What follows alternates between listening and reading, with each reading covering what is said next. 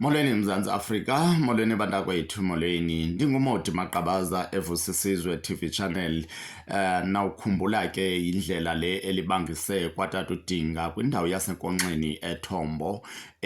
Apho ke kuye kwafumaniseka into yoba lo tata unethwa zimvula kulo mkhukhu niwubonayo eThombo kwindawo yaseNkonkxeni. Iwadi nguWard 4, iwadi ke kaKhansila uKawu, iward committee yakhe enguzukiswa Magungxu.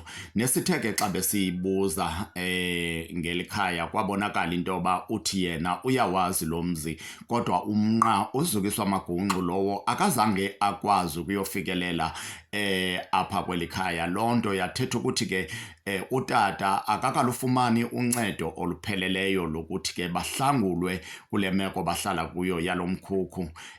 Nto zakuthi ayikokuba kumnandi ukubukela umntu ehleli ebuxwayibeni ephila nentsokolo, kodwa iinkokheli zasekuhlaleni zikhona. Sike sathetha ke notata ubakhulule, utata uPhiko Lomzilanga, nonguye ke oyinkosi oyi-chief apha kule ndawo yaseThombo. Sathi ke, Ngcwangula, ingaba uyawazi nalo mzi? Uthe ke kwelakhe icala akawukhumbuli lo mzi, noxa ukhona apha ebulalini. Ithetha ukuthi ke uthi akaqondi kakuhle. Kungenzeka ke njengochief intoba unikezelo lendawo mhlawumbi ladibana nenye inkosi ephantsi kwakhe, kodwa ke umbuzo ngothi, bazalwane, uyekelwani umntu aphile kwimeko enje? Mamela ke wena mbukele apha ekhaya. Enye yezinto ezimnandi ngomcimbi kaTata uDinga into yokuba sithe xa besifake sisicelo kwisebe lozinziso loluntu, Human Settlement, phaya eOR Tambo, kwafumaniseka into yoba uTata uDinga kuthiwa unayo indlu yakhiwa. Yasothusa ke loo nto mzontsundu. Sabuyela ke kutata uDinga sabuza into yokuba, tata, uyayazi nale ndlu ekuthiwa yakhiwa ngakuwe? Utata uDinga ke uthi akayazi le ndlu. Nisazozivela ke nakuye utata uDinga, sizawubuyela ekhaya eThombo eNkonkxeni, siphinde kwakhona siye kwindawo yasePort St Johns ekuthiwa yiMaheng, apho kuthiwa indlu yakhe isite 190 ikhona.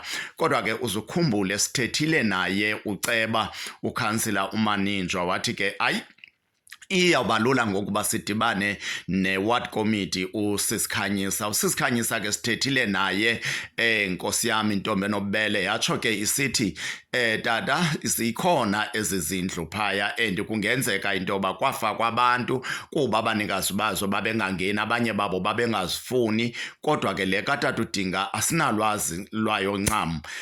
Sibulela ke ukuyiva siyifumane kuni into yoba kanti utata besephunyelwe yindlu. Kulapho ke isibuza imibuzo emininzi into yokuba kanti utata uDinga xa ebebhalisa aba bantu babemfumene kwindawo babemfumene kuyo, uyawukhumbula xa ubhalisa kude kufunwe nezihlobo, kuthiwe bhalisa ukwenzela into yoba ze kuthi xa ungafumaneki kukhangelwe omnye wasekhayeni lakho. Kodwa umnqa apha kutata uDinga uze wahlala iminyaka kanti unayo indlu kwindawo yasePort St Johns, seyihlaliswa abanye abantu ngoku.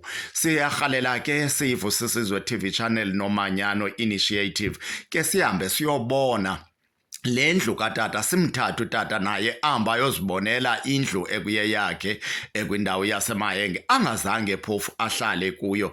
Thetha ukuthi wena mbukela apha ekhaya, khawuhlale nathi, sihlale nawe. Sizawuqhubeka ke sikuphakela ke iindaba eziyolileyo nezichanekileyo. NguLuthando Ziziliza ngakwicala laseleft, ikwangu-Asi Mkhonto kwicala laseright, ngutata uDinga phakathi osibalisela ibali lakhe lentlupheko. Kwaye ke wena mbukela apha ekhaya, khawuqhubeka ke usilandele, sithi maze nethole.